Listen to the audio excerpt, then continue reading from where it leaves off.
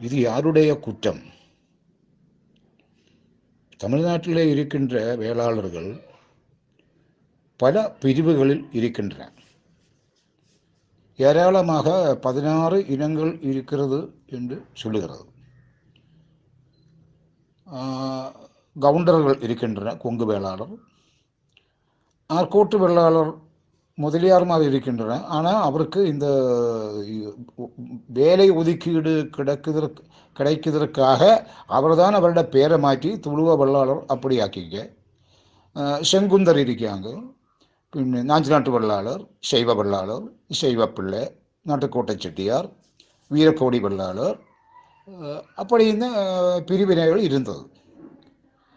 இந்த பிரச்சனை வந்தவரையும் வேளாளருக்கு இடையிலே ஒற்றுமை கிடையாது.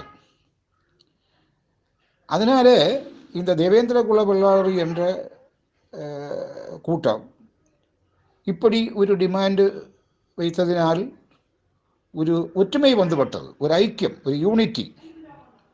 அவ்வளவு நல்லது. தமிழ்நாட்டில் ഏറ്റവും വലിய பிரச்சனை என்னவென்றால் பொலிட்டிக்ஸ். தாங்கள் சொல்வது சரிதான். Basically Tamil Nadu distorted history.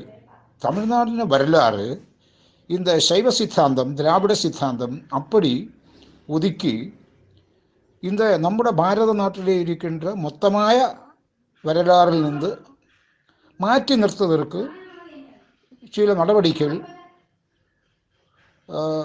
போன நாളുகளில் உண்டாயிருந்தது. அதனாலே இந்த நிலைமை வந்து சேர்ந்தது. இந்த திராவிட பொலிட்டிக்ஸ் அவர் இந்தியாவிலே இருக்கின்ற மற்ற ஹைந்தவ பிரிவுகளிலிருந்து அகற்றி தமிழ்நாட்டுக்காரை நிறுத்துவதற்கு பல முயற்சிகளும் பண்ணினார்கள். அது நமக்கு நன்னாய் தெரியும். இந்த பெரியோர் வி ராமசாமி ஐயக்கார், அவருக்கு பக்தி கிடையாது, கடவுள் கிடையாது, அப்படி இப்படின்னு പറഞ്ഞാൽ அவர் இந்த திராவிட மூமெண்ட் துவங்கி வச்சது. அதை பின்பற்றி அதுக்கு இந்த அரசியல் மானம் வந்தது.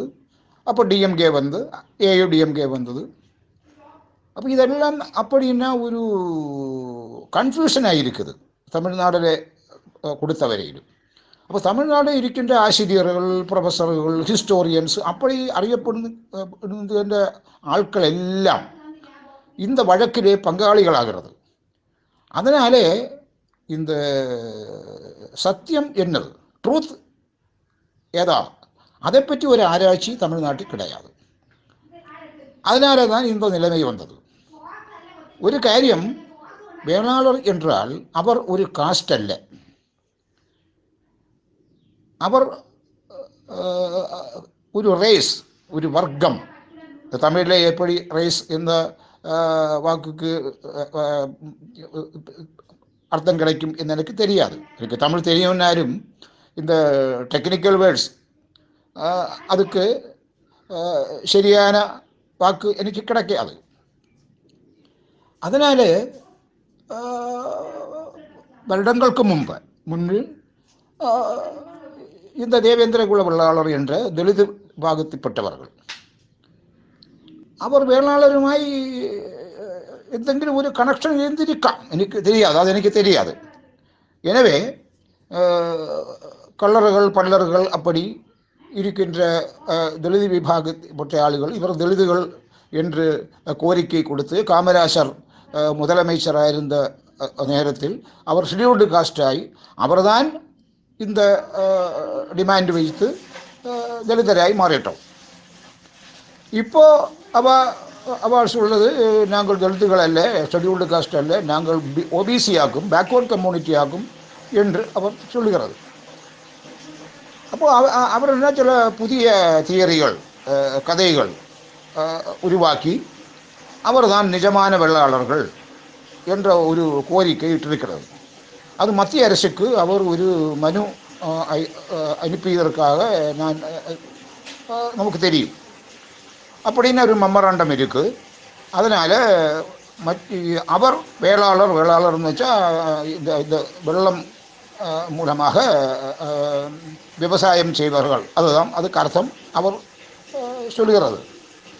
அந்த அந்த அர்த்தம் நான் 100% சரியானா എന്ന് എനിക്ക് தெரியாது.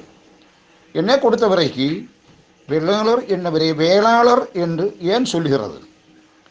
வேள் എന്ന് தண்ணீரின பேர் இல்லையே. அப்போ தமிழில் வெள்ளாளர் என்றதை விட வேளாளர் என்று எழுதுதான் பழக்கம். இவர் விவசாயிகள் என்ற ஒரு தியரிக்கு அடிസ്ഥാനமாக ஆக்கியும் இந்த வெள்ளாளர்கள் என்ற பெயர் நாம் உருவாக்கியது. ஆனால் வேளாளர்கள் എന്ന് പറഞ്ഞാൽ வேள் എന്ന് പറഞ്ഞാൽ என்ன? வேள் എന്ന് പറഞ്ഞാൽ பவர். குருனுடைய கையிலிருக்கிற அந்த தண்டு பவர். அப்போது வேளாளர் എന്ന് ஆனால் மலையாளத்தில் சொன்னா அதிகாரிகள், ஆட்சி நடத்தியவர். ஆட்சி நடத்தியவர் എന്നാൽ அது ராஜாவாயிருக்கணும் എന്ന് നിർബന്ധം கிடையாது. ഒരു മാവട്ടത്തിലാവത് അല്ലെങ്കിൽ ഒരു പകുതിയിലാവത് ഒരു താലൂക്കാവിലാവത് അവർക്ക് ആட்சி നടത്തலாம். அப்படி அந்த ஒரு ஏரியாவில் ஆட்சி நடத்தினா അല്ലെങ്കിൽ அந்த ഭരണപരമായ ஆட்சி சம்பந்தമായ விஷயங்கள் നോക്കി வந்த ஒரு கம்யூனிட்டிக்கு வேளாளர்கள் என்று சொல்லியிருக்கணும். அதுதான் என் நம்பிக்கை. எனவே இந்த தேவேந்திரகுல வெள்ளாளர் சொல்வது என்னென்றால், நாங்கள் தான் நேரடியாக வெள்ளத்தை உருவாக்கி അല്ലെങ്കിൽ தண்ணி ஊற்றி விவசாயம் நடத்துகிறது. இந்த கவுண்டர்கள், முதலியார்கள், பிள்ளைமார் അവരെല്ലാം இந்த ജമീന്ദാരന്മാർ, ഭൂമിയുടെ ഉടമസ്ഥർ. അവർ വാസ്തവത്തിൽ ശരിയാക വ്യവസായം നടത്തയില്ലേ.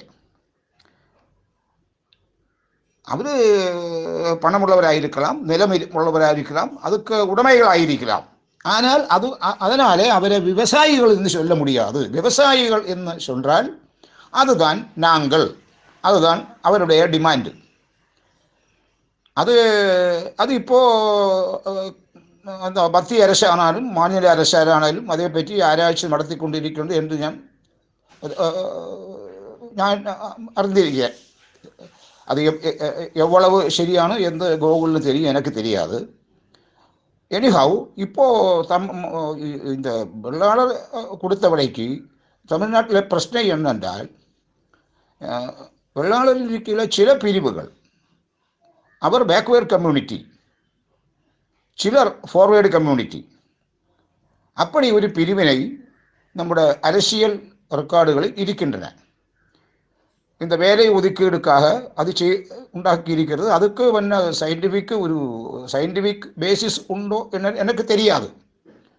காரணம் கவுண்டர்களை கொடுத்த விடைக்கு அவர் தான் ஒரு பெரியவர், பவர்ஃபுல் பீப்புள், அவர் ராஜ பரம்பரை. அப்படி இருக்கின்ற கவுண்டர்கள், கொங்கு வெள்ளாளர், அவர் இந்த தமிழ்நாடு அரசியல் பட்டியல் அவர் பேக்வர்ட் கம்யூனிட்டியாக இருக்கிறது. ஆனால் நஞ்சு நாட்டு வெள்ளாளர், சைவ வெள்ளாளர் ஆகியவர் ஃபார்வேர்டு கம்யூனிட்டியாக இருக்கிறது. இதுதான் முதலியார்மார் என்னால் துருவ வெள்ளாளர் எப்போ பட்டியல் எழுதி ரெக்கார்டில் இருக்கிற முதலியார்கள். அவர் ஆற்காட்டு வெள்ளாளர். அவரை வரலாறு பார்த்தால் எடுக்கேட்டட், ரிச் பீப்புள். அவர் உயர்ந்த வர்க்கம் என்று சொல்லி கொண்டிருந்தவர். இந்த வேலை ஒதுக்கீடு கிட்டுவதற்காக துருவ வெள்ளாளர் அப்படின்னு பேர் மாற்றி லிஸ்ட்டுக்குள் வந்திருக்கிறாங்க. அப்படி ஒரு பிரிவினை அப்படி இருக்கிறது. மாதிரி உள்ள சில்லற பிரச்சனைகள் இருந்ததால் வேளாளர்கிடையில் ஒற்றுமை கிடையாத வந்தது. அதனாலே தான் இவர் மனு தாக்கி இருக்கிறது. அது இப்போது என்ன ஸ்டேஜில் இருக்கிறது என்று எனக்கு தெரியாது, கோகுலுக்கு தெரியும். அது விளக்கமாக சொல்லியால் எனக்கும் அது உபகாரமாக இருக்கேன். எனிவே, இந்த ஆல் இண்டியா வெள்ளாளர் அசோசியேஷன் அப்படின்னு ஒரு கூட்டத்தை கூட்டி இதை பற்றி போராட்டம் நடத்துவது யூடியூபிலும் இந்த சோஷியல் மீடியாவிலெல்லாம் நான் பார்த்திருக்கேன். அவருடைய பேச்சு கேட்டிருக்கேன். நாங்களெல்லாம் கண்டிப்பாக உங்களோட போராட்டத்துக்கு கூட உண்டாகும். இந்த கேரளாவிலே இருந்து என்ன செய்ய முடியும் என்று நாங்களுக்கு தெரியாது. என்னதாவது உதவி வேணுமென்றால் அதுக்கு நாங்கள் தயார். எனவே அதுக்கு இந்த இஷ்யூ, இந்த பிரச்சனைக்கு இப்போ அரசியல் லெவலில் അല്ലെങ്കിൽ இந்த സർക്കാർ തലത്തിൽ ഗവൺമെൻറ് ലെവൽ எப்படி இருக்குது എന്ന് എനിക്കറിയാതെ. അത് എന്താ പുതുതായ ഏതെങ്കിലും സമാചാരം ഇരുന്നാൽ ഒന്ന് വിളക്കമാകാൻ ചൊല്ലിയാൽ അത് വലിയ ഉദവിയായിരിക്കും. ശരി.